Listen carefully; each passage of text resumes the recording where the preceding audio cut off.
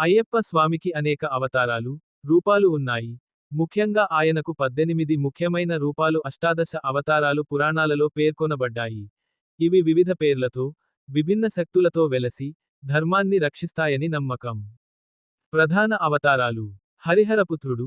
విష్ణువు మోహిని రూపంలో ఉన్నప్పుడు శివుడితో సంయోగం వల్ల జన్మించినందున ఈ పేరు వచ్చింది. మణికంఠ.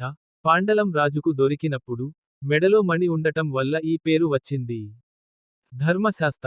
ధర్మాన్ని రక్షించే రూపం, అందుకే ఆయనను ధర్మశాస్త అంటారు. బాలశాస్త.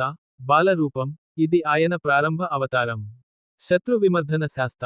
రాక్షసులను, దుష్ట శక్తులను సంహరించే రూపం.